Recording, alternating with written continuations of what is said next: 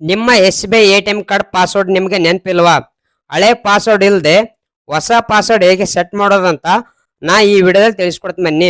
A T M card ಹಳೆ PIN ನೆನಪಿಲ್ಲ ಅಂದ್ರು ಹೊಸ ಪಿನ್ ಹೇಗೆ ಸೆಟ್ ಮಾಡೋದಂತ ಈ ವಿಡಿಯೋದಲ್ಲಿ ತಿಳಿಸ್ಕೊಡ್ತೇನೆ. S B I banking app open ಮಾಡಿಕೊಳ್ಳಿ. ಎ ಟಿ ಎಂ ಕಾರ್ಡ್ ಇಲ್ಲ, ಹಳೆ ಪಿನ್ ನೆನಪಿಲ್ಲ ಅಂದ್ರೂ ನಡೀತೆ. ಆದರೆ S B I mobile banking app login ಆಗಬೇಕಾದ್ರೆ ಎಂ ಪಿನ್ ಮಾತ್ರ ನೆನಪಿರಬೇಕು. ಎಂ ಪಿನ್ ಮಾತ್ರ ನೆನಪಿರ್ಬೇಕು ನಿಮಗೆ. ಇವಾಗ ಇಲ್ಲಿ ಲಾಗಿನ್ ವಿತ್ ಎಂ ಪಿನ್ ಅಂತಿದೆಯಲ್ಲ, ಲಾಗಿನ್ ವಿತ್ ಎಂ ಪಿನ್ ಮೇಲೆ ಕ್ಲಿಕ್ ಮಾಡಿ. ಇವಾಗ ಇಲ್ಲಿ ನಿಮ್ಮ ಎಂ ಪಿನ್ ಎಂಟ್ರಿ ಮಾಡಿ. 6 ಡಿಜಿಟ್ ಪಾಸ್ವರ್ಡ್ ಇರುತ್ತಲ್ಲ ಎಂ ಪಿನ್, ಅದನ್ನು ಎಂಟ್ರಿ ಮಾಡಿ ಲಾಗಿನ್ ಆಗಿ S B I banking app login ಆಗಿ. ಒಂದು ವೇಳೆ ಎಂ ಪಿನ್ ಇಲ್ಲ ಅಂದ್ರೂ ನಿಮ್ಮ ಫಿಂಗರ್ ಪ್ರಿಂಟ್ ಇಟ್ಟಿದ್ರೆ ಅಂದರೆ ಮೊಬೈಲ್ಗೆ ನಿಮ್ಮ ಫಿಂಗರ್ ಪ್ರಿಂಟ್ ಮೂಲಕನ ಲಾಗಿನ್ ಆಗ್ಬೋದು. ಇವಾಗ ನಾನು ಫಿಂಗರ್ ಪ್ರಿಂಟ್ ಮೂಲಕ ಲಾಗಿನ್ ಆಗ್ತೀನಿ.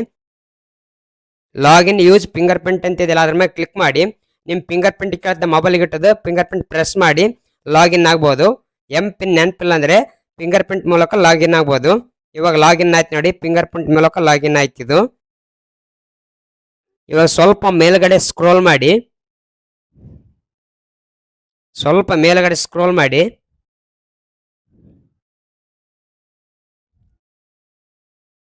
ಇಲ್ಲಿ ಕಾರ್ಡ್ಸ್ ಅಂತಿದೆ ನೋಡಿ, ಇಲ್ಲಿ ಕಾರ್ಡ್ಸ್ ಕೆಳಗಡೆ ಡೆಬಿಟ್ ಕಾರ್ಡ್ ಅಂತಿದೆ ನೋಡಿ. ಇಲ್ಲಿ ಡೆಬಿಟ್ ಕಾರ್ಡ್ ಅಂತಿದೆಯಲ್ಲ, ಈ ಡೆಬಿಟ್ ಕಾರ್ಡ್ ಮೇಲೆ ಕ್ಲಿಕ್ ಮಾಡಿ. ಇವಾಗ ಇಲ್ಲಿ ನಿಮ್ಮ ಅಕೌಂಟ್ ನಂಬರ್ ಮತ್ತೆ ನಿಮ್ಮ ಎ ಟಿ ಎಂ ಕಾರ್ಡ್ ತೋರಿಸುತ್ತೆ.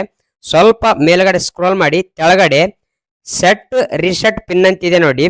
ಸೆಟ್ ರೀಸೆಟ್ ಪಿನ್ ಅಂತಿದೆಯಲ್ಲ, ರೀಸೆಟ್ ಪಿನ್ ಮೇಲೆ ಕ್ಲಿಕ್ ಮಾಡಿ.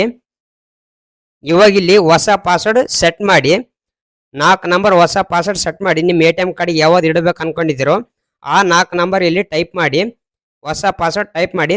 ಮೇಲೆ ಟೈಪ್ ಮಾಡಿದ ಪಾಸ್ವರ್ಡ್ನ ಮತ್ತೆ ಕೆಳಗಡೆ ಸೇಮ್ ಟೈಪ್ ಮಾಡಿ. 2 ಸೇಮ್ ಟೈಪ್ ಮಾಡಿ ಮೇಲೆ ಕೆಳಗೆ. ಇಲ್ಲಿ ಸೆಟ್ ಮಾಡಿದ ಪಾಸ್ವರ್ಡ್ನೇ ನಿಮ್ಮ ಎ ಟಿ ಎಂ ಕಾರ್ಡ್ಗೆ ಯೂಸ್ ಆಗುತ್ತೆ. ಇನ್ನು ಟೈಪ್ ಮಾಡಿದ ನಂತರ ಕೆಳಗಡೆ ಸೆಟ್ ಪಿನ್ ಅಂತಿದ್ರೆ ಸೆಟ್ ಪಿನ್ ಮೇಲೆ ಕ್ಲಿಕ್ ಮಾಡಿ. ನಿಮ್ಮ ಬ್ಯಾಂಕಿಗೆ ಲಿಂಕ್ ಇರೋ ಮೊಬೈಲ್ ನಂಬರ್ಗೆ ಒಂದು ಒ ಟಿ ಪಿ ಹೋಗಿರುತ್ತೆ. 6 ಡಿಜಿಟ್ ಒ ಟಿ ಪಿ ಹೋಗಿರುತ್ತೆ. ಒ ಟಿ ಪಿನ ಇಲ್ಲಿ ಎಂಟ್ರಿ ಮಾಡಿ. ಒ ಟಿ ಪಿ ಎಂಟ್ರಿ ಮಾಡಿದ ನಂತರ ಕೆಳಗಡೆ ಸಬ್ಮಿಟ್ ಅಂತಿದೆಯಲ್ಲ, ಸಬ್ಮಿಟ್ ಮೇಲೆ ಕ್ಲಿಕ್ ಮಾಡಿ. ನಿಮ್ಮ A T M card pin change ಆಗುತ್ತೆ. ಸಬ್ಮಿಟ್ ಮೇಲೆ ಕ್ಲಿಕ್ ಮಾಡಿ, A T M card pin change ಆಯ್ತು. ಇವಾಗ A T M card pin change ಆಯ್ತು ನೋಡಿ. ನಿಮ್ಮ ಹಳೆ ಪಿನ್ ಹೋಗಿ ಹೊಸ ಪಿನ್ ಸೆಟ್ ಆಯ್ತು ಎ ಟಿ ಎಂ ಕಾರ್ಡ್ಗೆ. ಇದನ್ನ A T M card use ಆಗುತ್ತೆ.